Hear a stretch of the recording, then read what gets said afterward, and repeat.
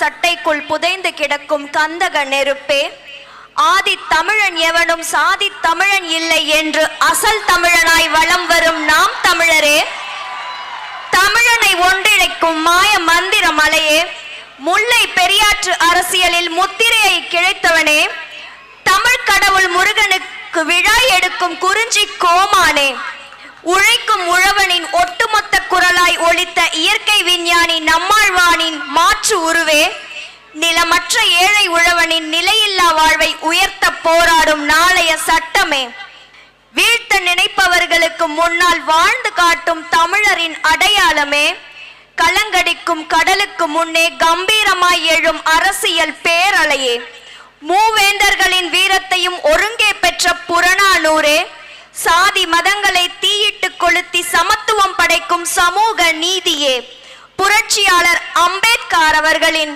வழியில் ஆட்சி செய்ய நினைக்கும் சட்ட பல்கலைக்கழகமே, சிறு சிறு நெருப்பு பொறிகளை ஒன்றிணைத்து போராடும் பெரு நெருப்பே, அறிவாற்றலும் வீரமும் செறிந்து கிடக்கும் தமிழ் மண்ணின் ஒடுக்குமுறையை களைந்தெடுக்கும் இன போராளியே, நீரின்றி அமையாது உலகு, நீ இன்றி அமையாது நாளைய தமிழகம், புலிக்கொடி ஏந்தி புரட்சி தமிழனே உன் வெற்றி முகம் வீறு கொண்டு எழட்டும், நாளை தமிழகத்தின் வீதிதோறும் புலிக்கொடி பறக்கட்டும். அண்ணன் செந்தமிழன் சீமான் அவர்களை வாழ்த்துரை வழங்க அன்போடு வரவேற்கிறோம். சொந்தமா ஒரு விமானம் இல்ல இருந்த இந்தியன் ஏர்லைன்ஸ் வித்துட்டது. ஆனால் நிதிநிலை அறிக்கையில 100 ஏர்போர்ட் வரப்போதான். எதுக்கு? நாங்க ஓடி பிடிச்சு விளையாடவா? டே வைத்தியக்காரர்கள் சொந்தமா தன் நாட்டுக்கென்று ஒரு விமானம் கிடையாது. எல்லாம் பிரைவேட்டைசேஷன், லிபரலைசேஷன், குளோபலைசேஷன். நடா உங்க சேஷன் ஐயப்பா. 6 வயசு குழந்தையை வன்புணர்வு செய்து கொலை செய்யறான். 60 வயசு அம்மாவை வன்புணர்வு செய்து கொலை செய்யறான். கேட்டால் விவாதத்தில் பெண்கள் கவர்ச்சியாக உடை உடுத்துகிறார்கள். 6 வயசு குழந்தையும் 60 வயசு அம்மாவை என்னடா கவர்ச்சியா உடை போட்டாங்க? பதில் இல்லை.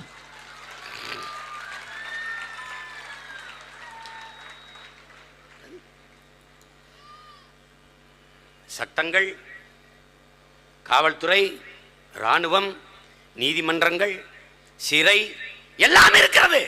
ஆனால் பெண்களுக்கு பாதுகாப்பு இருக்கிறதா? இதுதான் இங்க இருக்குது. இல்ல. வீட்டில் ஒரு பெண் குழந்தையை தனியாக விட்டு செல்ல முடியும் என்று உங்களுக்கு நம்பிக்கை இருக்கிறதா? இல்ல. பாட்டியை கூட நீங்க விட்டு போக முடியாது. இந்த சமூகம் எதை நோக்கி நகர்கிறது? எங்கே கொண்டே நிறுத்த போறார்கள்? நீங்கள் எல்லோரும் இறந்த பிறகு எங்கேயோ சொர்க்கம் போகிறோம் நரகம் போகிறோம் என்று நினைத்துக் கொண்டிருக்கிறீர்கள். தெரியாது, இது இன்னொரு கிரகத்தின் நரகமாக கூட இருக்கலாம். இல்ல, இன்னொரு கிரகத்தின் நரகமாக கூட அந்த பூமி இருக்கலாம். கர்மம். எல்லாமே சந்தை, எல்லாமே வியாபாரம். தொலைக்காட்சியை நீ திறக்க முடியாது, உன்னை லூஸ் ஆக்கி விடுவான். பல்கூச்சமா? இந்த பேஸ்டை போடுங்கள். பல்குச்சத்தை சாதாரணமா விடவிடாது. போப்பா, இவனே கூச்ச நாச்சம் இல்லாம திரிறான் தெருவில். பல்குச்சம். தலைக்கு என்ன போடுகிறீர்கள்? இந்த சாம்பை போடுங்க, இதை போடுங்க, அப்பதான் சீக்கிரம் கொட்டும்.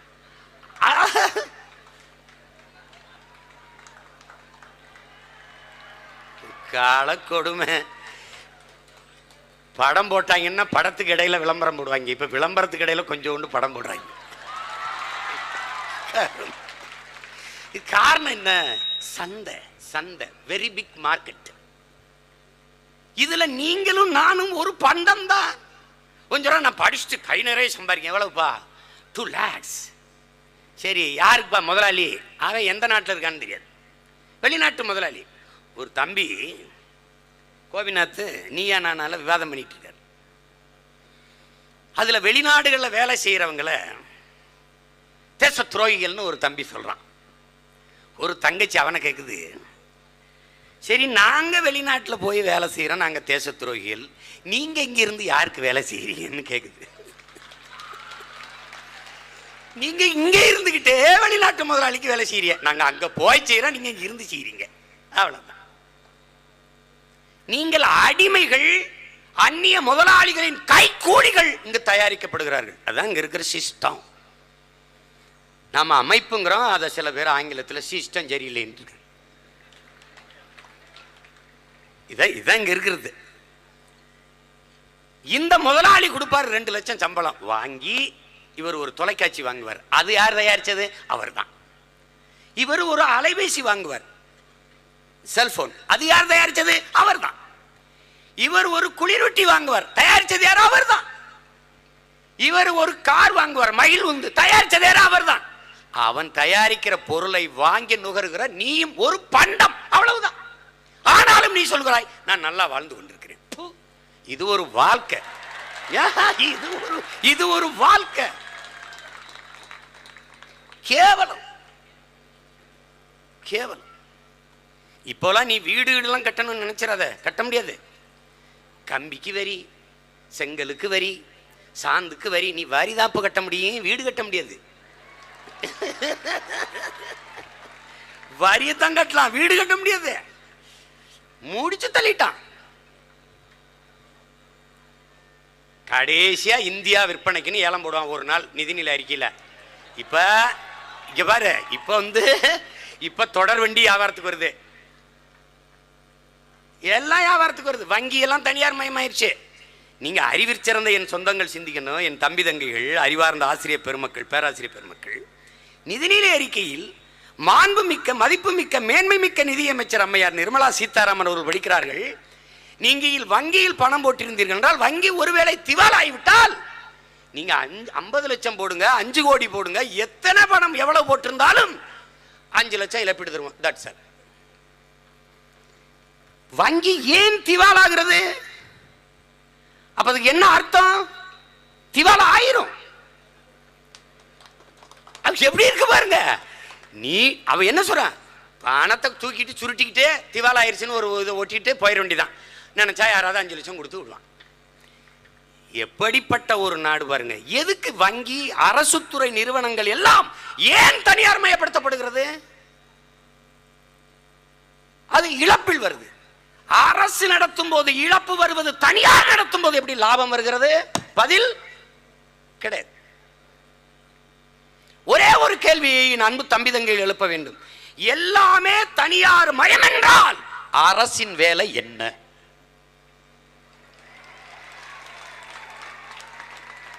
அரசின் வேலை என்ன? புரோக்கர் கமிஷனை வாங்கி கொண்டு கையெழுத்து போடுவது. That's all. முதலமைச்சர் என்பவர் ஆல் இந்திய புரோக்கர், பிரதமர் என்பவர் அகில உலக தரகர், இன்டர்நேஷனல் புரோக்கர்.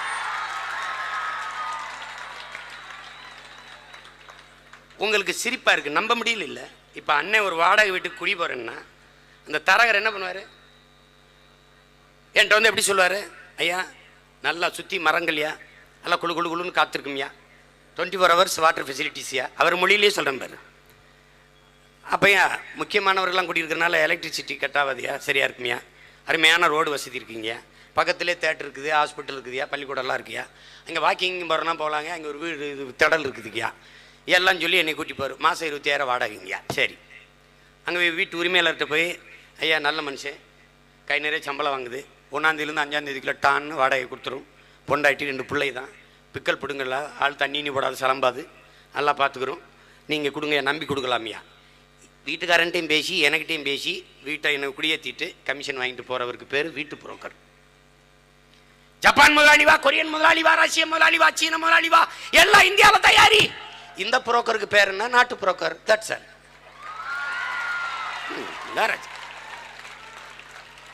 இவ்வளவுதான்.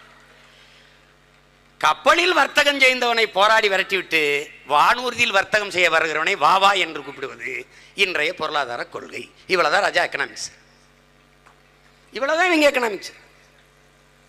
என்ன இருக்கு? ஒரு நாடு வளர்கிறது, ஒரு நாடு முன்னேற்ற பாதையில் செல்கிறது என்றால் தேசத்தின் குடிகளுக்கு கல்வி, ஏழை பணக்காரன், உயர்ந்தவன் தாழ்ந்தவன் என்று பாகுபாடின்றி சரியான சமமான தரமான கல்வியை, ஒரு தேசத்தின் வளம் என்பதே அறிவு வளம் தான், கல்வி வளம் தான். அந்த கல்வியை தேசத்தின் பிள்ளைகளுக்கு கொடுக்க ஒரு நாடு முயற்சி செய்கிறது, அதை நோக்கி நகர்கிறது என்றால் அது வளர்ச்சி. உயிரை காக்கும் மருத்துவன் இந்த நாட்டின் முதல் குடிமகனுக்கு என்ன மருத்துவமோ அது கடைகோடி மனிதனுக்கும் கிடைக்கும் என்கிற நிலையை உருவாக்குவது தூய சரியான மக்களாட்சி. அதை நோக்கி ஒரு தேசம் நகர்கிறது என்றால் அது வளர்ச்சி. தண்ணீர் உலக உயிர்களின் தேவை, மானுட தேவை மட்டுமல்ல. நீர் என்பது உலகில் இருக்கிற எல்லா உயிர்களுக்குமான உயிர் தேவை. உயிர் தேவை. ஆடுக்கு, மாடுக்கு, கோழிக்கு, மண்புழுக்கு, பூச்சிக்கு, வண்டுக்கு, நாய்க்கு, நரிக்கு, பாம்புக்கு, சிட்டுக்கு, காக்கைக்கு, கொக்குக்கு, எல்லாவற்றுக்குமான உயிர் தேவை நீர். இதை மனித தேவை என்று பார்த்தவன் எவன்? போத்தலில் குடுவையில் அடைத்து விற்க வைத்தவன் எவன்? யார்? உலக உயிர்களின் உரிமையை வியாபாரமாக்கிய அயோக்கியன் யார்? தண்ணீரை, மருத்துவத்தை, அறிவை, உயிரை வியாபாரமாக்கிய நாடு வளர்கிறது என்று பேசுவது எவ்வளவு பைத்தியக்காரத்தனம், எவ்வளவு கேவலம். தேசத்தின் குடிகளுக்கு பயணிக்க பாதையை போட்டு தர வக்கற்ற தேசம் வளர்ச்சி பெற்று பேசுவது கேவலம் அல்ல. அடிமை இந்தியாவில் 50 கிலோமீட்டருக்கு 50 ரூபாய் கப்பம் கட்டி கிடக்கல. சுங்கச்சாவடி சுங்கச்சாவடி என்று என் நாட்டு மக்களை சாவடித்துக் கொண்டிருக்கிறார்கள். கொடுமை. தேசத்தின் மக்களுக்கு பாதை போட்டு தராத நீ எப்படா நல்ல பாதையில் பயணிப்ப? சாலைக்கு பெயர் தேசிய நெடுஞ்சாலை, வசூலிப்பவன் தனியார் முதலாளி. ஸ்கூட்டியா, உந்துருளியா, மகிழ் உந்தா, பாறை உந்தா, மூடு உந்தா, எல்லாவற்றிற்கும் ரோடு டாக்ஸ் இருக்கு, சாலை வரி. அது எந்த சாலையில் ஓட்ட என்று கேளு, பதிலே இருக்குது. சாலை வரி தான் எடுத்துட்டியே. என்னுடைய மகிழ் உந்துக்கு 3 லட்சம் ரூபாய் எடுத்திருக்க. அப்புறம் என்ன இதுக்கிட்ட 50 கிலோமீட்டருக்கு 50 ரூபாய் வாங்கிட்டு இருக்கேன்னா பதில் இல்லை. பேசிரு, கேள்வி கேட்டு தேச துரோகி, ஆண்டி இந்தியன், அப்பத்தா இந்தியன், சின்னத்தா இந்தியன். கர்மம் பிடிச்சவன், கர்மம் பிடிச்சவன். பேரன்பு கொண்டு என் தேசத்தை நேசிப்பதால் தான்டா இவ்வளவு கோபம் வருது எங்களுக்கு. எக்கேடும் கட்டு போங்கடா, எல்லாம் நான் விட்டு போக முடியாதனாலதான் கத்துறோம். அழித்து விட்டார்கள், அழித்து விட்டார். மகுவா மைத்ரா சொல்றாங்க பாருங்க, மேற்கு வங்க பாராளுமன்ற அரசிற்கும் மதத்திற்கும் வித்தியாசமே இல்லை. மதம் அரசாண்டு கொண்டிருக்கிறது. எந்த பிரச்சனையும் பேச தயாரா இல்லை. 28 கோடி மக்களுக்கு மேலே 30 கோடிக்கு நெருக்கமாக இரவு உணவில்லாமல் உன் தேசத்தின் குடிகள் உறங்கப் போகிறார்கள். இந்த நாட்டின் பிரதம அமைச்சர், இந்த நாட்டின் முதுபெரும் தலைவர்கள் ஒரு உறுதியை தர முடியுமா? ஒரு சத்தியம் செய்ய முடியுமா? என் தேசத்தின் பிள்ளைகள் உணவில்லாமல் உறங்க செல்ல மாட்டார்கள் என்ற சத்தியம் செய்ய முடியுமா? 6.4 விழுக்காடு 1 வயசு 2 வயசு குழந்தைகள் பட்டினி கிடக்கிறார்கள். 6.4 விழுக்காட்டு பிள்ளைகள். தொலைக்காட்சியை தர இவள் பேர் குஷி, இவள் ஊட்டச்சத்து இல்லாத பூஞ்சை நோய் விட்டு சோகை நோய் விட்டு இருக்கிறாள். இவள் உங்கள் பிள்ளைகள் போல ஊட்டமாக வளர உங்கள் வருமானத்தில் மாதம் 500 ரூபாய் அனுப்பிவிடுங்கள். தொண்டு நிறுவனம் கத்துகிறது. அரசு எங்கடா ஆண்டுதோறும் நிதிநிலை அறிக்கையிலே குழந்தைகளுக்கு என்று ஒதுக்குற நிதி எங்கடா? கர்மம் முடிச்சவங்களா? எங்க அந்த காசு? எங்க?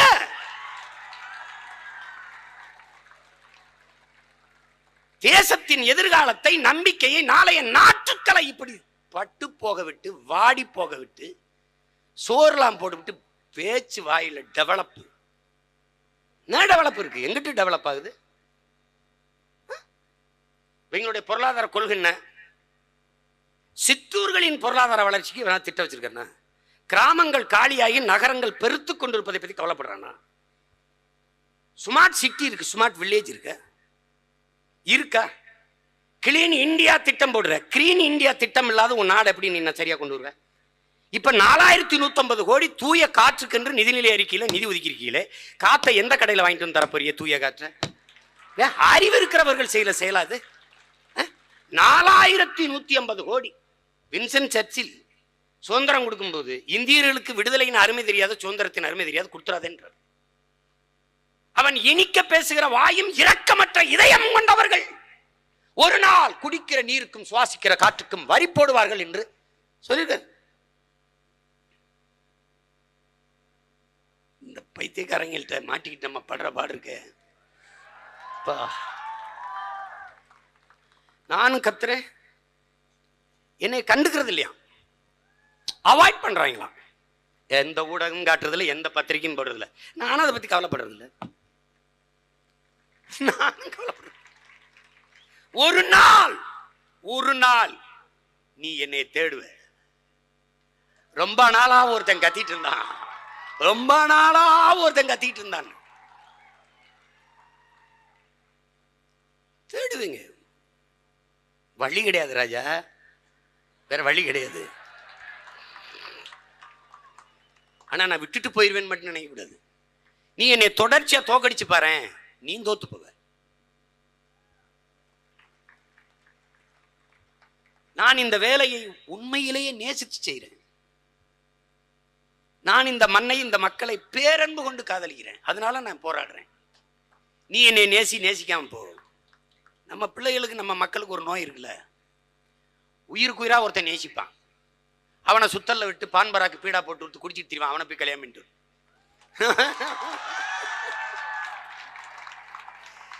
அது மாதிரி நான் உயிருக்குயிரா நேசிக்கிட்டு இருப்பேன். எது ஓட்டுக்கு காசு கொடுக்குறோன்ற ஓட்டை போட்டு நாட்டை கொடுத்துட்டு போய். நீங்க காசை வாங்கிட்டு ஓட்டை வைக்கிறீங்க, அவன் அந்த ஓட்டை வாங்கிட்டு நாட்டை வைக்கிறான். அதான் நடக்குது. 83 விழுக்காடு கல்வி அறிவு பெற்ற மாநிலம்ங்கிறாங்க. இந்த கல்வி என்னத்தை கத்துக் கொடுச்சுன்னே தெரியல. படிக்கிற பிள்ளைகள் ஆர்கே நகர்ல 50,000 இளைஞர்கள் இருக்கிறாங்கன்னாங்க. அவங்க நம்பிதான் தேர்தலில் போட்டிட்டேன். வாக்கு செலுத்த வருவதில்லை. ஒரு பொறுப்பற்றதனம். தன்னுடைய 5 ஆண்டு கால எதிர்காலத்தை நாம் தீர்மானிக்காது யார் தீர்மானிக்கிறது? இது எவ்வளவு ஒரு தவறை நம்ம தொடர்ச்சியா செய்கிறோம். என் தம்பி மாயின் கூட சொல்றான் பாருங்க, நானு தான் பதிவு பண்ணேன். நம்ம அக்கா, தங்கச்சி, நம்ம பெரியம்மா, சின்னம்மா ஒரு கடைக்கு அனுப்புங்க, புடவை கடைக்கு. 1 மணி நேரத்தில் திரும்பி வந்துடட்டும் பார்ப்போம். வாய்ப்பில்லை ராஜா. ஓயே ஒரு சேலை தான், ஒரு சேலை.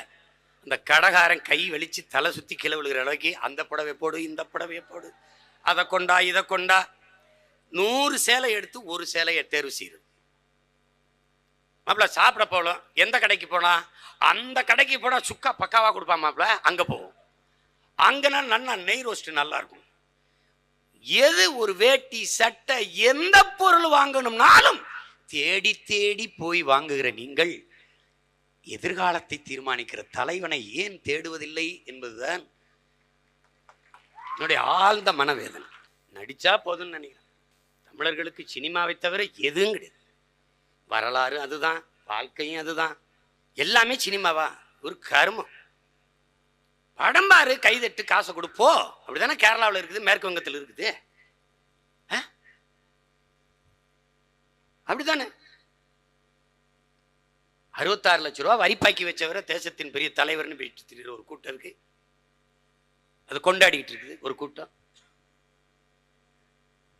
வரிப்பாக்கி என்பது தேச துரோகம் இல்லையா? மக்களுக்கு சேர வேண்டிய பணம் இல்லையா? அது யாரை கேட்டு இந்த வருமான வரித்துறை இதை ரத்து பண்ணுது? 66 லட்சம் குறைந்த அளவு தண்டம் போட்டு அதையும் கட்ட தேவையில்லை என்றால் யாருடைய காசு? எப்படிப்பட்ட நிர்வாகம்? கேவலம்.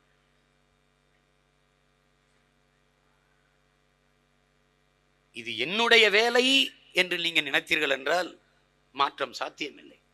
இது ஒவ்வொருத்தருடைய வேலை என்று உணர்ந்தீர்கள் என்றால் இது சாத்தியப்படும். மாற்றம் என்பது மானுட தத்துவம், மாறாது என்ற சொல்லை தவிர மற்றவை அனைத்தும் மாறிவிடும் என்கிறார் மார்க்ஸ். அந்த மாற்றம் எங்கிருந்து? இந்த உலகத்தை எப்படிப்பட்ட மாறுதலுக்கு கொண்டு வர நான் நினைக்கிறேனோ அந்த மாறுதலை நான் என்னிடத்திலிருந்து தொடங்க வேண்டும் என்கிறார் அண்ணல் காந்தியடிகள். நாம் வெளியேறிவிட்டோம். அதனால் என்ன பிரச்சனை சீமான்? அதுதான் பிரச்சனை. நீ பார்த்த தச்சு வேலை, நீ பார்த்த கொத்தனார் வேலை, நீ பார்த்த உழவு வேலை, நீ பார்த்த கட்டிட வேலை, எல்லா வேலையும் செய்ய குஜராத்தி பீகாரியன் 1.5 கோடி பேர் ஏறிட்டார். இதுவரை இந்த 5 ஆண்டு பிஜேபி ஆட்சி முடிஞ்சு இறங்கும்போது இன்னும் 1.5 கோடி, 3 கோடி பேர். இனிமேல் தமிழ்நாட்டில் எந்த சாதிக்காரனை நான் தான் பெரிய சாதின்னு பீத்திக்கிட்டு அலைய முடியாது.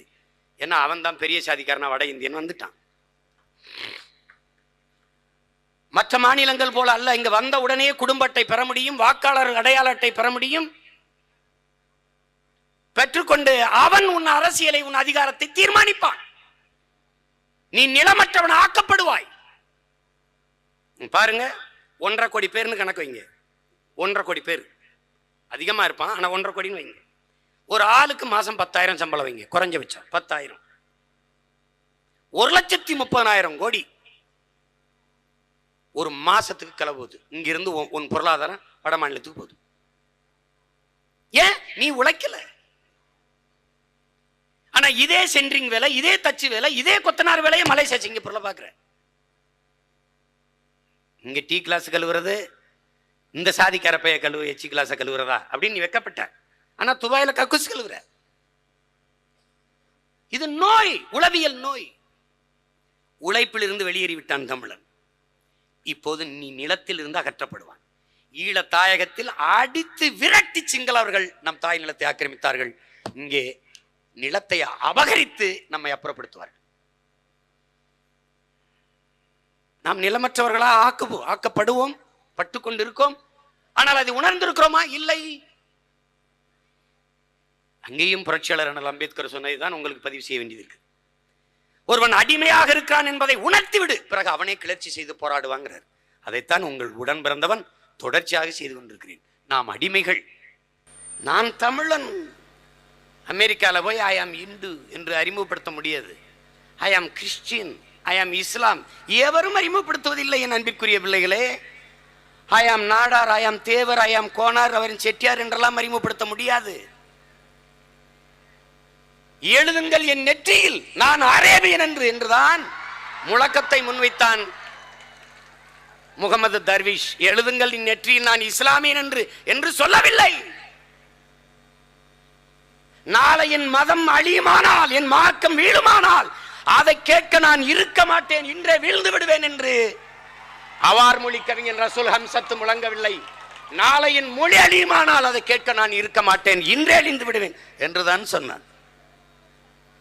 அயர்லாந்து விடுதலைக்கு போராடிய புரட்சியாளன் டிவேலரா, உனக்கு ஐரிஷ் மொழி வேண்டுமா, அயர்லாந்து வேண்டுமா என்று கேட்டபோது இல்லை, எனக்கு என் மதம் தான் வேண்டும் என்று சொல்லல.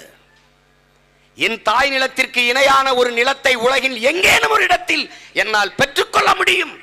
ஆனால் என் ஐரிஷ் மொழிக்கு இணையான மொழியை உலகில் எங்கும் நான் பெற முடியாது.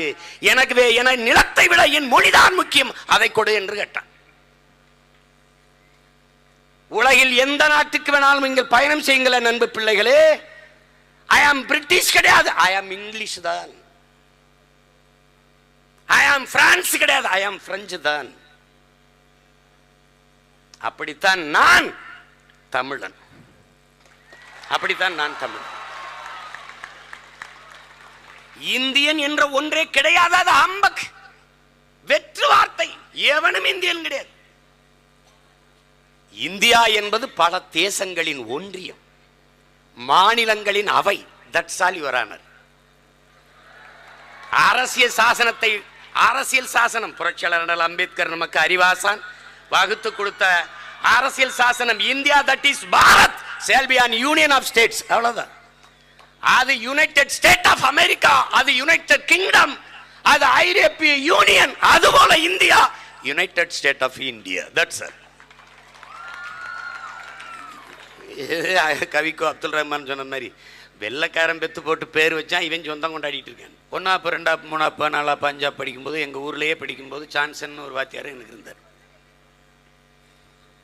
நாடகத்தை பார்த்துட்டு இந்த கரகாட்டம் இந்த மாதிரி நம்ம இதெல்லாம் பார்த்துட்டு அப்படியே வந்து பாடுற பழக்கம் எனக்கு இருந்தது சின்ன வயசுலே. அந்த ஆற்றல் என்னை மடியில் உட்கார வச்சுட்டு பாட வைப்பார். எல்லா மாணவர்களையும் உட்கார வச்சு பாடு சீமான் பாடுன்னு பாடினவதா 10 காசு கொடுப்பார். அந்த உற்சாகம்தான் 11ஆப்பு 12ஆப்பு கல்லூரி படிக்கும் போது பெருமாற்றலா வளர்ந்து திரைத்துறைக்கு என்னை திருப்பிச்சு. அன்னைக்கு மடியில் உட்கார வச்சு சான்சன் பாட வச்சார். இன்னும் எனக்கு நினைவு இருக்கு. அதுக்கப்புறம் கல்லூரிக்கு வந்தேன். என்னுடைய பேராசிரியர் சலீல், அவர் தான் நுண்கலை மன்றத்தினுடைய செயலாளர், ஃபைன் ஆர்ட்ஸ் செக்ரட்டரி. கபடி விளையாடிட்டு சும்மா போய் குழாயடியில் இந்த மண்ணெல்லாம் ஒட்டி இருந்தது கழுவும் போது சும்மா நானா பாடிட்டு இருந்தேன். யாரோ ஒரு பின்னாடியே வந்து பார்க்குறாரு, நான் பாடிட்டு இருக்கிறது, என்ன இவ்வளவு நல்லா பாடுற, போன தடவை ஏன்டா பாட்டு போட்டியில் நீ பங்கு இருக்கல அப்படின்னு. இது தெரியல, நான் போயிட்டேன். இந்த வாட்டி நீ பாடுறடா, பாட வச்சார். நானா மெட்டு போட்டு நானா பாட்டு எழுதி பாடி 36 பேர் பாடியிருக்கான். கண்ணை முடிட்டா எஸ்பி பாலசுப்ரமணியம், கண்ணை முடிட்டா மலேசியா வாசுதேவன், கண்ணை முடிட்டா ஜேசஸ், அப்படி பாடுறான். கடைசியா என்னை கூப்பிடுறாங்க 37வது பேரா, ஒல்லியா ஒரு உருவம். நீ நடந்து போற போது மொத்த பேரும் சிரிக்கிறான். சீமா நீ மடா பட போற, என்ன அவ்வளவு சிறப்பா பாடிட்டான். எல்லாரும் மேடையில் ஏறினதான் எனக்கு தெரியும், நானா பாடினேன். மொத்த கல்லூரி எந்திரிச்சு கைதட்டி ஒன் சுமார் கேட்டது. அதுக்கப்புறம் கல்லூரியில் எந்த விழாவினாலும் நான் தான் பாடுவேன். அப்படி வந்தது. ஆசிரிய பெருமக்கள் செதுக்கினார்கள். கபடி விளையாட்டு கல்லூரி அணியை தேர்வு செய்கிறாங்க. கபடியில் இருந்த பேரார்வத்தில் எல்லாரும் கல்லூரி விட்டு போகும்போது நான் சின்ன ஆளாக இருப்பேன், ரொம்ப சின்ன பையனாக இருப்பேன். அப்படி இருப்பேன். எங்கள் மூத்த அன்னைங்கெல்லாம் 3வது ஆண்டு 2வது ஆண்டு படிக்கிறவங்கெல்லாம் இந்த உடை, கடியாரம், மோதிரம் இதெல்லாம் கலட்டி என்கிட்ட கொடுத்து வச்சுக்கிட்டு இப்படி ஓரமாக உட்கார்றா, அப்படியே ஓரமாக உட்காந்துருப்பேன். அந்த ஆர்வத்தில் இந்த பக்கம் 7 பேர், இந்த பக்கம் 7 பேர், 2 அணி விளையாடிட்டு இருக்கும்போது ஒரு நாள் வாய்ப்பா, எனக்கு நல்வாய்ப்பா ஒருத்தர் வரல. எங்கள் விளையாட்டு ஆசிரியர், நீ சும்மா தான் இருக்க, நீ போய் நில்றா, 6 பேர் தான் இருக்காங்க இந்த பக்கத்தில். இதான் நடந்தது. என்னை என் நடுவால் பிடிச்சிக்கிட்டு இப்படி சுற்றிக்கிட்டு ஒரு சப்ஸ்டியூட், நான் ஒப்புக்கு சப்பா என்னை வச்சுருக்காங்க. என் அணியில் எல்லாருமே பட்டு போகிறாங்க. நான் தான் இருக்கேன், நான் தான் இப்போ பாடி போகணும். எல்லாரும் கை தட்டுறாங்க, என்னடா ஒரு சின்ன பையில பாட விடுறாங்கன்ட்டு. அந்த கோடை தொட்டுட்டு பாடி போனேன், அவ்வளோதான் எனக்கு தெரியும். மொத்த அணியை என்னை தூக்கி கொண்டாடிச்சு. அவன் வந்தாலும் வேணா இவனை அணியில் வச்சுக்கிட்டான்ட்டாருங்க விளையாட்டு ஆசிரியர். ஆசிரியர்கள் என்னை உருவாக்கினார்கள். நீங்கள்லாம் பார்த்திருப்பீர்கள், தோ பரமசிவம் என்று ஒரு பேரறிஞர், என்னுடைய தமிழ்துறை பேராசிரியர். அவர் எழுதிய புத்தகங்கள்லாம் இருக்கு, நீங்க படிக்கணும், அது அரிய பொக்கிஷங்கள். நான் கல்லூரியில் படிக்கும்போது ஆண்டு மலருக்கு கவிதை கேட்கிறேன். கவிதை எழுதி கொடுக்குறேன். எல்லா கவிதையும் கிழிச்சு மூஞ்சில் வீசுறாரு. நான் சின்ன பையனாக இருப்பேன், ஆத்திரமாக வருது, அழுகையா வேற வருது. பந்து உட்காந்தே சோகமாக இருந்தோன்னே எங்கள் அன்னைங்கெல்லாம் கேட்குறாங்க, என்னடா ஏன்டா அப்படி ஒரு மாதிரி இருக்கேன்னு. நம்ம ஆசிரியர், நம்ம பேராசிரியர் வந்து தோப்பா வந்து என்னுடைய கவிதையெல்லாம் கிழிச்சு போடுறாரு. என்னடா கவிதை கூட அப்படின்னு. எல்லாம் நல்லா தானே இருக்குது, இந்த கவிதை என்ன, வாடா போம்டா அப்படின்னு போனால் அவர் கடையில் இருக்கார், கேண்டீனில் கடையில். எங்கள் கடையில் நல்லா வடை போடுவாங்க. வந்தோடனே கோமா பண்ண எல்லாம் கூட்டமாக வந்துருக்கீங்க, என்னடா அப்படின்னு. என்ன ஏன் தம்பி கவிதையை நீங்கள் இப்படி நிராகரிச்சுக்கிட்டே இருக்கிறீங்க, நல்லா தான் எழுதியிருக்கான், வடை சாப்பிடுங்க அப்புறம் பேசுவோம். வடை வாங்கி கொடுத்தாரு, சாப்பிட்டுக்கும்போது என்னடா உன் தம்பி கவிதை எழுதிட்டான், படிடா. அவ்வளோ காதல் கவிதை. அந்த வயசில் வேற என்ன நமக்கு தெரியும், அவ்வளவும் காதல் கவிதை. இது ஒரு கவிதை. காதலை பாடுறதுக்கு தான் நாட்டில் நிறைய பேர் இருக்கானடா, மனுஷனை பாடுறதுக்கு தானடா ஒருத்தன் இல்லை. உன் தம்பியாவது மனுஷனை பாடட்டும்டா, போடா கூட்டிட்டு போய் வேற நல்ல கவிதை எழுதிட்டு வர சொல்றான். அந்த ஒரு நொடி விதை என் வாழ்க்கை, என் சிந்தனையை மொத்தமாக மாற்றி. ஒரு முதலாளி எந்த ஒரு முதலீட்டையும் தன் லாப தேவைக்கு செய்வானா, மக்கள் சேவைக்கு செய்வானா என்ற கேள்வியை நாம் எழுப்பி பார்க்கணும். கல்வி என்பது மானுட உரிமை, அதை கொடுக்க வேண்டியது அரசின் கடமை. அதை கொடுக்க மறுப்பது மாபெரும் கொடுமை. அதை போராடி பெறாமல் இருப்பது அறிவிழந்த மடமை. மிகச் சிறிய நாடுகள் உலகிலே கல்வியை, உயிர்காக்கும் மருத்துவத்தை, குடிநீர் விநியோகத்தை, சாலை போடுதல் பராமரித்தலை, மின் உற்பத்தி விநியோகத்தை எல்லாவற்றையும் தன்னகத்தை வைத்திருக்கிறது. ஆனால் நம்முடைய நாடு எல்லாவற்றையும் தனியார் மயப்படுத்தி விட்டது. இது என்ன சொல்ல வருது? இத்தனை கோடி மக்களால் நிறுவப்படுகிற அரசு அதிகாரத்தை விட தனி ஒரு மனிதன், தனி ஒரு முதலாளி ஆக சிறப்பாக நிர்வாகம் செய்வார். அதான் சொல்ல வருது. கல்வியை தனியார் நல்லா கொடுத்துருவார், மருத்துவத்தை தனியார் நல்லா கொடுத்துருவார். நீங்க பாருங்க, தமிழ்நாட்டில் அரசு மருத்துவமனை இருக்கிறது. சென்னை தலைநகரிலே அரசு மருத்துவமனை. அம்மையார் ஜெயலலிதாவுக்கு முடியவில்லை, ஐயா எம்ஜிஆருக்கு முடியவில்லை, ஐயா கலைஞருக்கு முடியவில்லை. நாட்டை ஆள்கிற முதன்மை அமைச்சர்களே அரசு மருத்துவமனையில் போய் படுத்து மருத்துவம் செய்யல.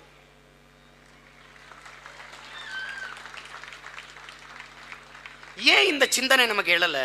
என்ன பிரச்சனை இவங்களுக்கு? முதலாக அப்போலோவில் படுத்து அப்போலோ மருத்துவமனையை புகழ்வர செய்தவர் எம்ஜி ராமச்சந்திரன் என்கிற எம்ஜிஆர். ஜெயலலிதா அம்மையாருக்கு முடியவில்லை, 75 நாட்கள் அப்போலோ மருத்துவமனையில் தான்.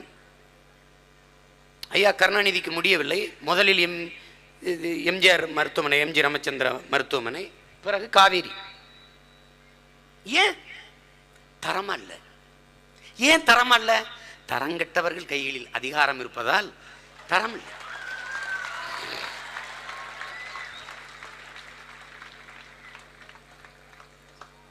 அரசு பள்ளி கல்லூரியில் எந்த அமைச்சர் மகன் படிக்கிறார்?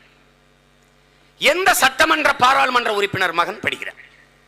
ஏன் தரம் இல்லை? ஒரு ஆசிரியை தாமதமாக வருகிறார், தலைமை ஆசிரியர் கேட்கிறார், ஏன் ஏன் அம்மா தாமதம், எதுக்கு தாமதமாக வர்றீங்க? பிள்ளையை பள்ளிக்கூடத்தில் விட்டு வர நேரம் ஆயிடுச்சு. அவங்க பணி செய்யறதும் பள்ளிக்கூடத்துல தான். அங்கு பணி செய்கிற ஆசிரியர் பெருமக்களின் பிள்ளைகளே தனியார் பள்ளிகளில் படிக்கிறார். எத்தனை ஆயிரம் கோடிகள் இதுக்கு செலவிடுகிறார்கள்.